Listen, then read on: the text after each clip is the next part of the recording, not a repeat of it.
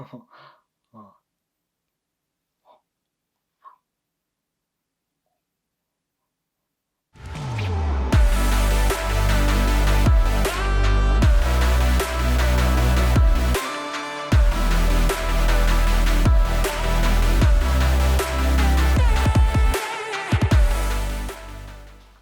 Alright, what is up guys? Today we are going to be talking about gimbals. Oh, I love these things. Gimbals are amazing. They're a great tool in filmmaking. And today we're going to be talking, is it necessary as a filmmaker to use that tool? And I've been thinking about this the past couple days as I've been doing some handheld stuff. I filmed a wedding last Saturday and I did a little bit of handheld, and in my head I was like, is this necessary? Did I really just spend like 350, 400, actually more like 600 including motors on this tool, and I could have just done handheld? So that's what we're gonna be looking at today. So first I want to show you these two clips that I'm gonna be showing, and I want you guys to tell and comment down below which one's the gimbal and which one is the handheld footage. Here they are.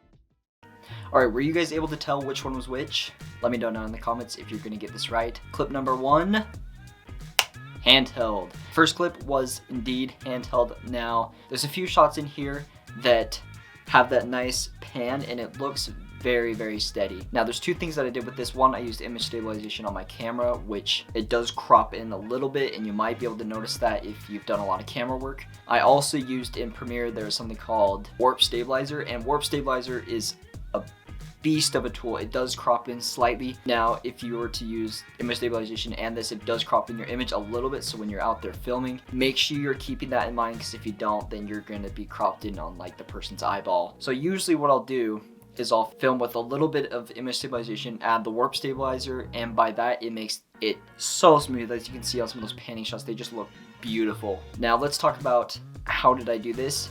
It's very much with using 3 points of contact. Now, you can use a neck strap and your two arms. I have the motor for the gimbal on the side. I can't really show you because I'm using my camera to film right now. So I have two hands, and then I have this strap right over my neck, so I have max image stabilization. So let's talk about the gimbal. The gimbal allows you to have that more movement, more cinematic look on your films. Now, is it needed? Is it absolutely required that you have a gimbal? I would say it depends. Now, I did a wedding last Saturday, as I said before, and I will say this thing comes so useful. I just put my camera on there with my audio right above the shotgun microphone, and I was able to just click record, keep going. I don't have to worry about any sort of shaky images, which is a huge plus. There's always that nervous kind of, I'm gonna use my hands and it's gonna be shaky when I put it in Premiere. You don't have to worry about that with using the image stabilization. And so when you put it on the gimbal, you just set it up and it's ready to go. You have that nice smooth footage. Don't even have to worry twice about it. Let's talk about some of the downsides of the gimbal real quick. It does take about 10 to 15 minutes. I would say it's closer to 5 to 10 for me, since I've done it a lot. Sometimes you're sitting there like trying to set up the gimbal and the client's like,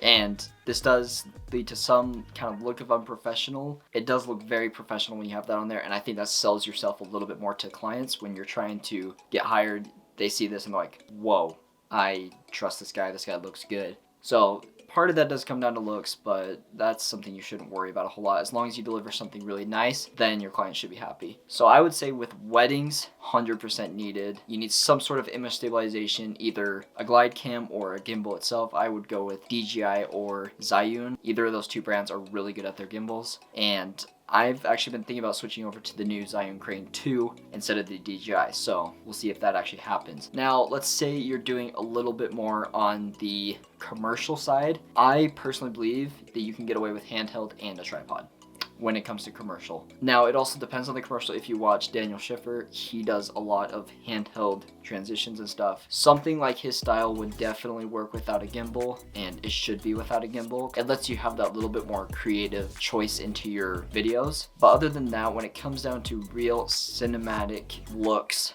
I would say that a gimbal or some sort of image stabilization in any way is absolutely necessary. And again, this comes down to what are you filming and what are you doing. All right, and then real quick, some of the disadvantages of handheld. You have to worry about shaky footage. You really have to be on top of your game. And I feel like you get a little bit more tired when you're using handheld. Your arms are giving out. You're just having to really keep the camera steady. And again, it also comes down to how heavy is your camera. If you have a heavier camera, it's gonna be a little bit easier to get that smooth kind of look rather than a lighter camera where you really focus on keeping it steady. And it all comes down to weight again. I've been thinking about getting a shoulder mount recently, which could be your image stabilization of choice. It doesn't have to be a gimbal, it doesn't have to be a glide cam, just something that can keep your camera steady so that you get that nice smooth look, especially when you're trying to follow the groom and bride on a wedding. You really want that nice smooth. You don't want to mess that up, because trust me, you will get some really angry clients if you miss them. If you miss a really important shot at a wedding, you're kind of in a bad spot because those only happen once. So I'd say it's a little more safer. Is it absolutely necessary?